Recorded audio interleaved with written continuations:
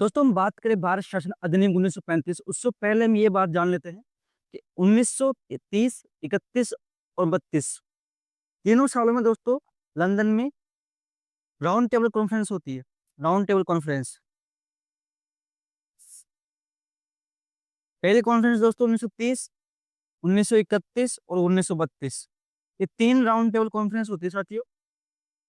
ये तीन round table conference होती है जिसके अंतर्गत भारत की शासन व्यवस्थाओं तथा भारत की समस्याओं को जानने के लिए एक कॉन्फ्रेंस की गई थी, जिसमें भारत के लोग, जो भारत के प्रमुख नेता थे, उनको भी बुलाया गया था। अंबेडकर जी हो, गांधी हो, सबको आमंत्रित किया गया था। जब पहली कॉन्फ्रेंस हुई दोस्तों 1930 में, तो कांग्रेस ने इसका पूर्णतः बहिष्कार किया, क्योंकि हमारे देश में उस वक्त पर एक बड़ा आंदोलन अपने चरम पर था, जो कि सविनय अवज्ञा आंदोलन था। तो उसके दौरान कांग्रेस ने इसका पूर्ण बहिष्कार किया, अंग्रेजी सत्ता को ये जताने के लिए कि हम आपके विरोध में खड़े हैं। लेकिन 1930 की कॉन्फ्रेंस में अंबेडकर जी वहाँ शामिल हुए, अपने हक की बात रखी। और इस पूरी कॉन्फ्रेंस का जो निष्कर्ष निकल गया था कि भारत को एक डोमिनियन स्टेट बनाने का दर्जा दिया जाए। हालांकि ये बात पूर्ण रूप से लागू नहीं हो पाई, इस कारणवश जब दूसरी राउंड टेबल कॉन्फ्रेंस होती है, तो गांधी और इरविन के बीच जो समझौता हो जाता है, सभी ने अवज्ञान में वापस ले लिया जाता है। तो गांधी जी कांग्रेस की तरफ से प्रतिनिधित्व करते हैं राउंड टेबल कॉन्फ्रेंस में। लेकिन उस कॉन्फ्रेंस में दोस्तों एक मतभेद हुआ गांधी जी और अंबेडकर के बीच में, क्योंकि अंबेडकर जी चाहते थे कि दलितों को सांप्रदायिक मतदान प्रणाली में शामिल किया जाए, जो 1909 और 1919 में किया गया था।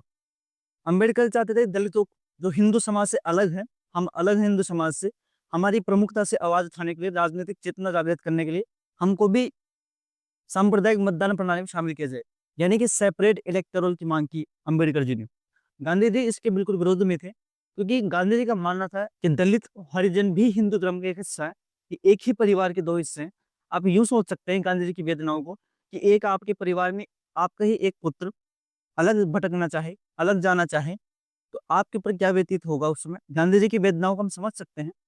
लेकिन अंबेडकर जी भी अपनी जगह सही थे, क्योंकि एक समाज के साथ बहुत लंबे समय से जो डिस्क्रिमिनेशन हो रहा था, उसके लिए उन्होंने अपने लिए एक सेपरेट इलेक्टोरल मांग की, जिससे कि अपने समुदाय को ऊपर उठा सके। लेकिन गांधी जी बिल्कुल इसके उलटफेर में थे। गांधी जी नहीं चाहते थे कि ये हो, क्योंकि गांधी जी अपने एक समुदाय को एक ही समान मानते थे, हिंदू धर्म का ही हिस्सा मानते थे, और नहीं चाहते थे कि वो दोस्त ये हिंदू धर्म टुकड़ों में बटे। यहाँ से अंग्रेजों को एक क्लू मिल गया बढ़िया, कि उन्होंने देखा कि ये देश बटा हुआ है और गांधी और ये दोनों इसके मतभेद है। उसका फायदा उन्होंने बड़े अच्छे ढंग से उठाया। 1932 में सांप्रदायिक पंचायत जारी किया, कम्युनल अवार्ड। उसके अंतर्गत दलित समुदाय को सेपरेट इलेक्टोरल दे दिया गया, उन्हें सांप्रदायिक मत प्रणाली का हिस्सा बना लिया गया। पहले आपको बता दिया मैंने, 1919 में चार को शामिल किया गया था, सिख, आंग्ल भारतीय, यूरोपियंस और ईसाई, और मुस्लिम्स को पहले दे ही दिया गया था 1909 में। तो पांचवा जो छठा नाम जुड़ा, वो दलित समुदाय का जुड़ा उसके अंतर्गत। लेकिन गांधी जी इसके बिल्कुल खिलाफ थे। गांधी जी उस दौरान यरवदा जेल में थे, और वो 1932 के जो राउंड टेबल कॉन्फ्रेंस हुआ उसमें शामिल भी नहीं हो पाए थे। यरवदा जेल से ही उन्होंने आमरण अनशन किया इसके विरोध में। और इसके विरोध में जब आमरण अनशन किया, वो नहीं चाहते थे कि हिंदू धर्म से अलग होकर दलित समुदाय को ये विशेष अधिकार दिए जाए। इस प्रक्रिया में गांधी जी और अम्बेडकर के बीच में बाद में समझौता भी होता है, जिसे हम पूना पैक्ट के नाम से भी जानते हैं।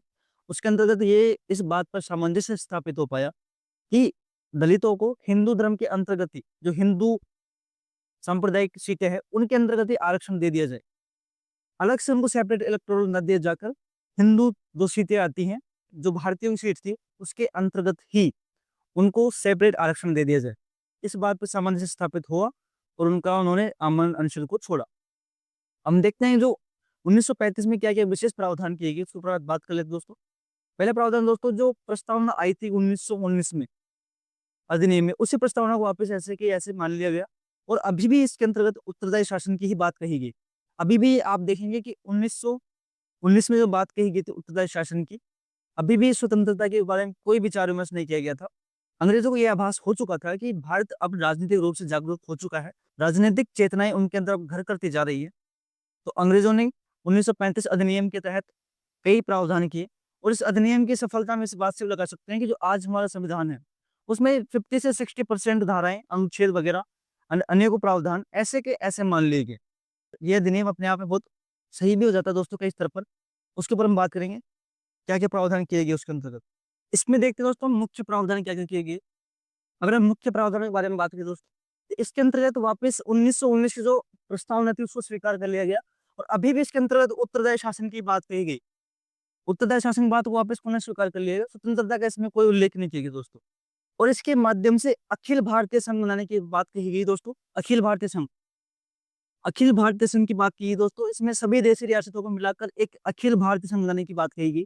लेकिन स्वाभाविक सी बात है कि देशी रजवाड़े क्यों चाहेंगे कि वो किसी के अधीन जाकर रहें, क्योंकि लंबे समय से वो आजादी देखते आ रहे थे। अंग्रेजी को उन्होंने स्वतंत्रता देखी, तो वो यही चाहते थे कि हम भी आजाद हों। तो उनका पूरा पूरा इसका विरोध रहा। देशी राज्यों ने इसका विरोध किया दोस्तों, तो ये लागू नहीं हो पाया, उतना प्रभावशाली नहीं हो पाया। लेकिन हम कह सकते हैं कि जो राजनीतिक एकीकरण की दिशा में एक पहला कदम माना जा सकता है दोस्तों, ये अखिल भारतीय संघ की बात की गई, जो पहला कदम माना जा सकता है राजनीतिक एकीकरण के रूप में भारत के अंतर्गत। साथ दोस्तों इसमें निर्देशों के उपकरण की बात कही गई। निर्देशों के उपकरण की बात कही गई, जिसे वर्तमान में साथियों हम राज्य के नीति निर्देशक तत्व भी कह देते हैं। नीति निर्देशक तत्व, बीपीएसपीस। ये अवधारणा दोस्तों यहीं से निकली है, निर्देशों के उपकरण से। इंस्ट्रूमेंटल ऑफ इंस्ट्रक्शंस, उससे ही राज्य के नीति निर्देशक तत्व सामने आते हैं हमारे।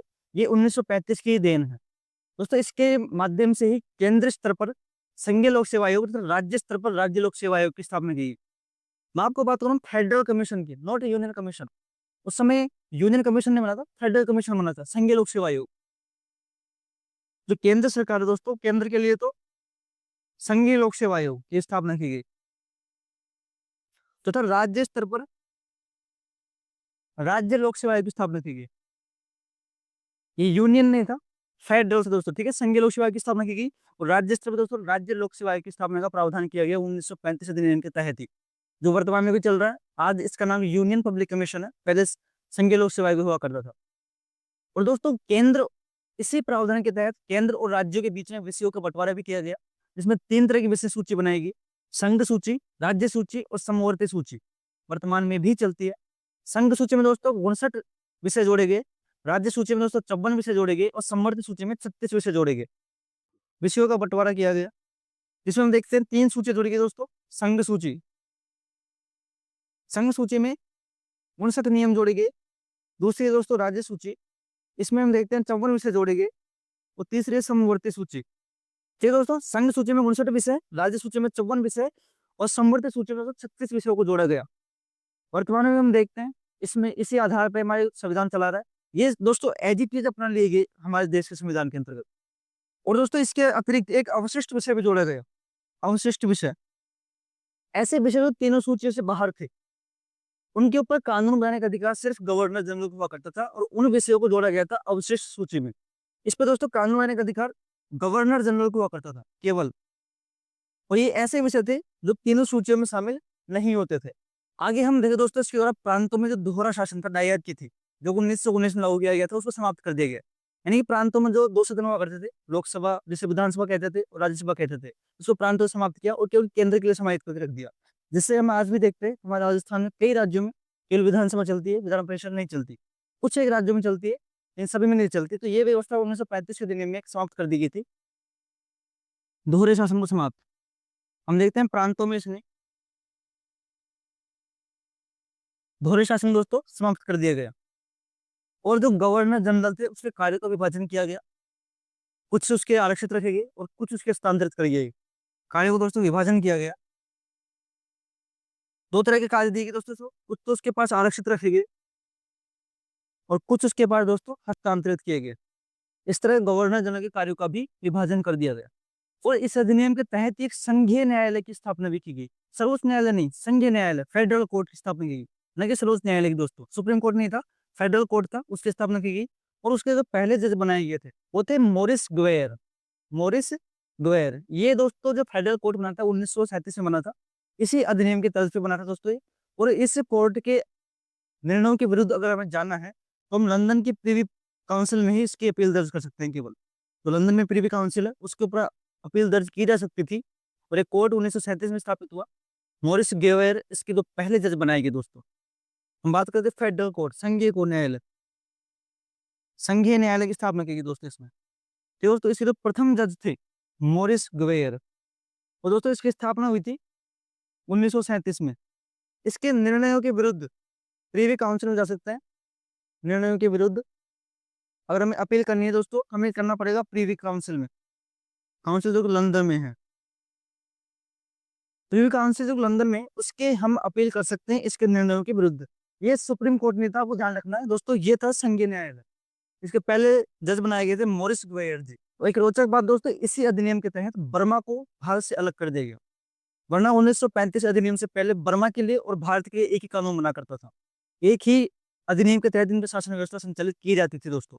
लेकिन 1935 में आते आते बर्मा को भारत से अलग कर दिया गया, उसका एक सेपरेट अधिनियम निकाले गए उनके लिए, और भारत के लिए दोस्तों अलग अधिनियम निकाले गए। लेकिन आप देख सकते हैं दोनों का काम एक के अधिनियम से चला करता था पहले, लेकिन अब उसको परिवर्तित करके अलग अलग कर दिया गया।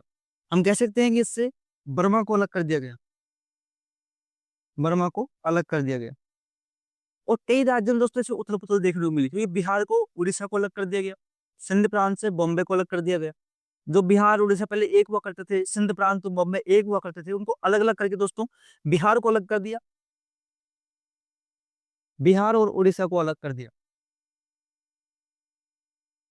साथ ही दोस्तों जो सिंध था, सिंध से बॉम्बे को अलग कर दिया गया,